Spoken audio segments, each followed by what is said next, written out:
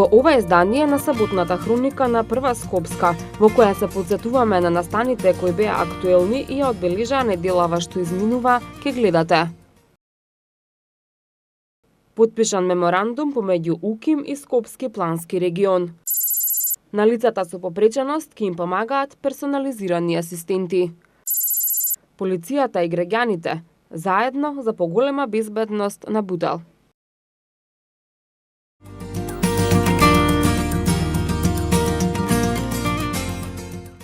Советот за развој на Скопскиот плански регион и Универзитетот Свети Кирил и Методи денеска склучија меморандум за соработка со цел воспоставување основни услови за соработка во рамки на своите овластувања.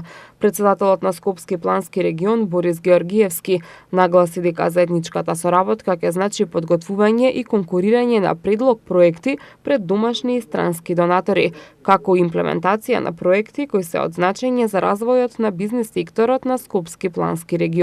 Денеска преку грантовите кои што Обединените нации ќе ги доделат на Скопско-планскиот регион, разговараме за подобрување во смисла на социјалната кохезија и вклученост на социјалните категории на сите лица од Скопско-планскиот регион, развој и унапредување на човековата околина и сето она што представува имплементација на програмата за подобар живот. И третата работа е устварување и развој на она што може да се нарече економски развој во суштина на сите инфраструктурни проекти на 18 општини во Скопско-планскиот регион. Ректорот на УКИМ, професор доктор Никола Јанкуловски, нагласи дека со денешниот договор ќе се подобри економијата на Скопски плански регион преку обезбедување на високо квалификуван кадар. Секако дека овој меморандум представува еден начин на мобилизација на потенцијалите во смисла на постигнување на приоритетите од програмата за развој на Скопскиот плански регион и заекнување на капацитетите на локално и регионално ниво. Во денешно време универзитетите представуваат значаен, активен агент за промовирање на локалниот и регионалниот економски развој и исто така универзитетите преку своји механизми може да влијаат на економијата, како на пример создавање на знаење, јакнење, односно обуки на човечките капацитети, технолошки иновации, трансфер на технологии, трансфер на постоечките ноу-хау и создавање на инфраструктура за знаење. Планските региони ќе се развиваат со средства обезбедени од UNDP. Вкупно 33.750 евра ќе бидат на располагање за грантови преку проектот подобрување на општинското владење. Центрите треба да утврдат најмалку 3 проекти, а ќе се финансира само еден од секој плански регион, кој ќе ги исполнува условите. Предност ќе имаат проектите кои ќе предвидуваат подобрено управување со животната средина и поддршка за локален економски раст и развој.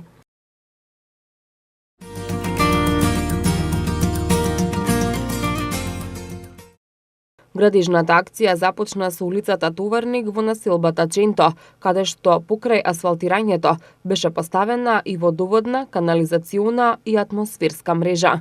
Градоначалникот на општина Газибаба, Борис Георгиевски, најави за брзано одвивање на градежните работи, со цел да се овозможи непречено одвивање на сообраќајот на оваа улица. Тесната и тешко пристапна улица, која што едва се разминуваа две возила, кој во голем дел беше и изурпирана, веќе има сосема нов лик. Добивме улица широка од 5 метри, во две ленти со тротоари од двете страни за поголема безбедност на пешаците. Со ова сакам да најавам дека почнуваме со введување на ред во безредието кој постои на многуте улици во оваа општина и дека сите улици од сега ќе бидат градени по план и по приоритет од оној што ќе нема отстапки. Покрај улицата Товарник, во текот на летниот период ќе се асфалтираат и уште 28 други улици и во останатите населени места во општина Газибаба, со што општината, како што вели Георгиевски, ќе добие модерен и урбан лик. Во меѓувреме работиме и на другите улици во околните населени места. Војнџиково, Сингрич, Стајковци, Маџари, Трубарево. Ова ќе го правиме до крајот на летото. Општина Газибаба во сопствениот буџет одвои 80 милиона денара. 20 се од Агенцијата за магистрални и регионални патишта, а 5,5 милиона денара од градот Скопје. На овој начин, за планот и приоритетот за ова година, до крајот на летото, ќе се потрудиме да направиме комплетно асфалтирање на вкупно од 20 километри асфалтни улици.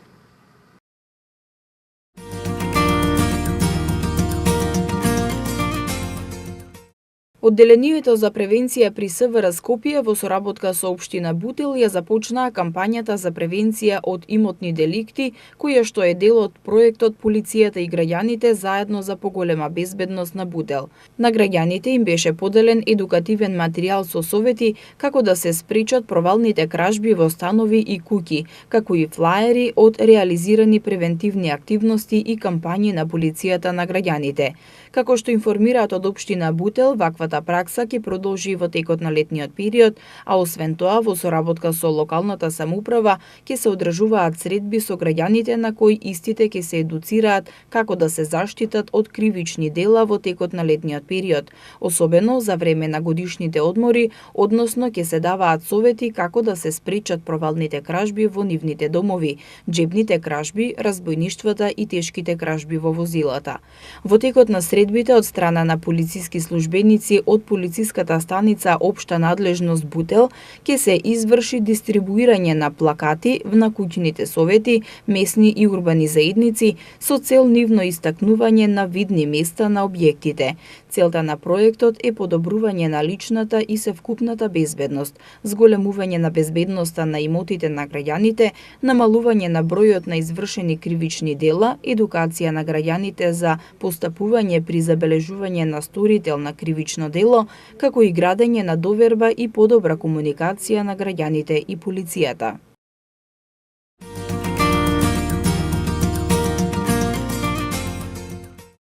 Јавното предпријатие Паркинзи на општина Центар од денеска започнува со ажурирање на податоците на корисниците на затворените паркиралишта со кои стопанисува предпријатието. Како што информираат од предпријатието, ажурирањето се прави заради подобрување и унапредување на паркинг услугите, а со цел обезбедување повеќе слободни паркинг места за жителите. Од предпријатието велат дека сите корисници на затворените паркиралишта ќе бидат информирани преку SMS порака и ќе треба лично да дојдат во дирекцијата на јавното предпријатие Паркинзи на општина Центар со документите потребни за добивање на кориснички договори за паркинг. Ажурирањето на податоци ќе започне од предпријатието Дом на градежници, а во наредните 2 месеца ќе се спроведе и на останатите 2 затворени паркиралишта – Ауто Македонија и Трготекстил.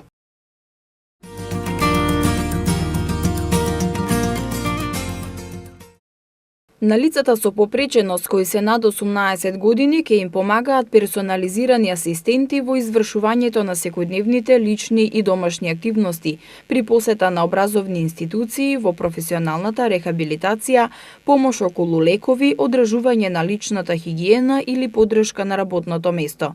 92 персонализирани асистенти ја завршија обуката организирана во соработка со Црвениот крст на Македонија и Агенцијата за вработување на Република Македонија, а денеска им беа доделени сертификатите. Персонализираните асистенти ќе имаат 80 работни часа во текот на месецот, тоа значи дека ќе поминуваат 4 часа во текот на денот во придружба на лицето со попреченост. Целта на овој пилот проект е да им се овозможи на лицата со попреченост да бидат што поактивни во секојдневниот живот. Програмата се спроведува во Битола, Струга, Куманово, Неготино, Гостивар, Струмица и Скопје, а услугата е понудена на сите лица со попреченост кои аплицирале. Сите лица кои што аплицирале, заради тоа што има можност лицата со попреченост да аплицираат за персонални асистенти, ќе добијат услуга. Значи сите ќе се обслужат со овие 92. Но сметам дека ова се првите чекори за стекнување на доверба помеѓу персоналните асистенти и лицата со попреченост во државата и дека тогаш ќе се зголеми бројот и побарувањето за персонални асистенти. Но токму затоа ние сме во тек на подготовка на нов оперативен план, ќе видите во 2019 година каде што ќе продолжиме со со континуирана едукација на повеќе персонални асистенти. Станува збор за целосно нова професија која се воведува во Македонија, со која обучените персонални асистенти ќе им овозможат се што им е потребно на лицата со телесна попреченост со цел да бидат поконкурентни на пазарот на труд и ќе им го олеснат нивното секојдневие. Навистина имаше голема посветеност од страна на сите оние кои што се пријавија да ја завршат оваа обука, многу успешно го направија тоа, дадоа доста добри резултати заради тоа што сите оние, да кажам, испитни моменти кои што беа на крајот од теоретскиот и практичниот дел говорат за посветени личности и многу не радува во Црвениот крст дека ова е една комплетна, да кажам, нова професија која што ја воведуваме во Република Македонија благодарение на Министерството за труд и социјална политика. Се надевам дека веќе во втората фаза и другите провайдери ќе можеме со другите провайдери заедно да го зголемиме бројот на овие персонални асистенти и дека навистина секој лице ќе добие можност да има ваков персонален асистент и со цел да биде многу по експедитивен во она што значи негова замисла за креирање на сопствениот живот. Бранкица Димитровска, која е корисник на персонална асистенција, вели дека би требало овој проект да се спроведува во целата држава, бидејќи таа има пријатели и во другите градови кои се со телесна попреченост и им треба ваква поддршка. Конкретно јас сум активист на Сдруженијето Полио Плюс, активна сум, значи возам свое возило, ми треба некој да ми ја внесе количката во автомобилот, во здружение, која имаме проекти, например, на работа, значи, освен сега за она што рековме за капење или за такви работи, тука е границата, кој што реков, треба да се знае што е персонална асистенција, образовна или неговател.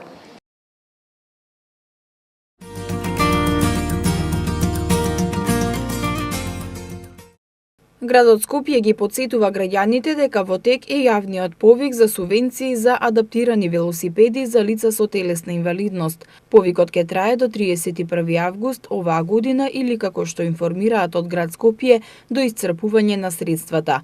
Инаку за оваа намена градот Скопје ќе субвенционира 50% од вредноста на адаптираниот велосипед, но не повеќе од 90.000 денари по лице, со вклучен персонален данок на доход. За оваа намена од буџетот на град Скопје се предвидени 1 милион денари.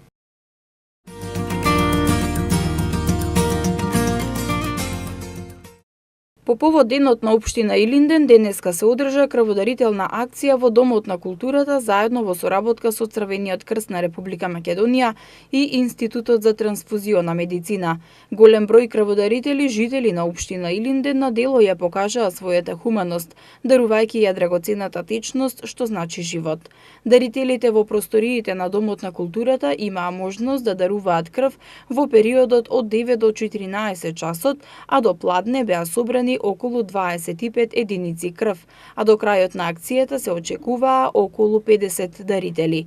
Како што не информираше доктор Ефтим Димитровски, бројот на крводарители постојано се зголемува на секоја крводарителна акција во општина Илинден. Благо се зголемува, ги имаме очекуваните стални дарители, меѓутоа има и нови кои што пројавуваат желба да бидат хумани, така да се надеваме дека таа тенденција ќе продолжи во иднина и ќе имаме доволни количини на крв и преку летниот период. Кейсите со собраната крв ќе бидат предадени на Институтот за трансфузиона медицина и ќе ја добијат оние кои имаат најмногу потреба од неа.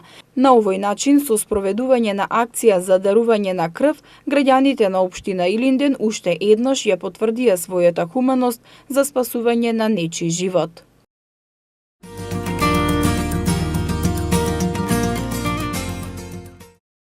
Директорот на Агенцијата за промоција и поддршка на туризмот на Република Македонија Љупчо Јаневски денеска уствари работен состанок со градоначалникот на општина Карпош Стефан Богоев. Целта на посетата е реализација на проекти со заедничка соработка, која ќе се официализира со подпишување на меморандум на соработка. Збогатување на туристичките содржини на Скопје и нивна промоција е приоритет на работата на Агенцијата за туризам. За таа цел, тимот на Агенцијата за туризам ќе се вклучи во реализација на авантуристичкиот парк и зип линијата во Карпош, кои ќе овозможат дополнителна атракција во општината.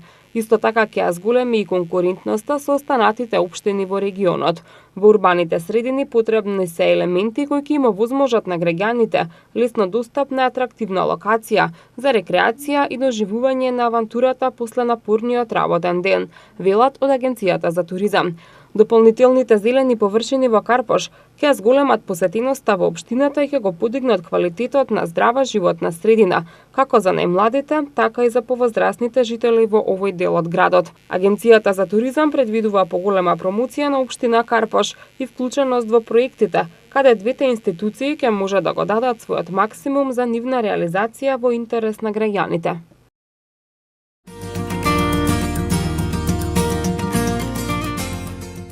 Во галеријата на Домот на култура Марино отворена е изложба на цртежи и скици на Васе Костовски, уметник аматер од општина Илинден. Изложбата ќе биде отворена до 15 август, а љубителите на уметноста имаат можност да видат над 80 цртежи и скици на Костовски, кој последните неколку години се занимава со уметност. Најчесто природа, пейзажи и случајно кога видим нешто вака нешто интересно во весник, толку маленко, го претварам во големо. И после фотокопирам и го фотокопии правам. Преку оваа изложба, општина Илинден покажува дека еден од нејзините приоритети останува развојот на културата и зачувувањето и негувањето на традиционалните вредности. Како што информираат од општината, при ова особено се внимава да им се даде можност и да се промовираат и афирмираат сите оние што се занимаваат со уметност.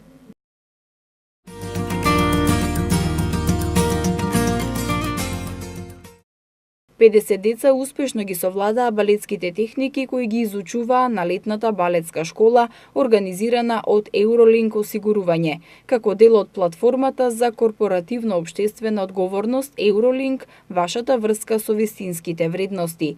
Како што информираат од Eurolink, балетската школа започна на 25 јуни и во текот на 3 недели младите учесници ги изучуваа вештините и основните техники на класичниот балет. Од Eurolink велат дека низ игра и забава кај децата се буди чувството за одговорност и дисциплина. Летната балетска школа помина во најдобар ред и со многу забава, а на завршната представа малите балерини презентираа што се научиле во изминатите 3 недели. Eurolink осигурување заедно со балетскиот првенец Горан Божинов на сите учесници им додели сертификат за успешно завршена балетска школа со надеж дека традицијата и љубовта кон балетот нема да завршат тука, туку ќе представуваат дополнителен мотив во нивната идна професионална определба.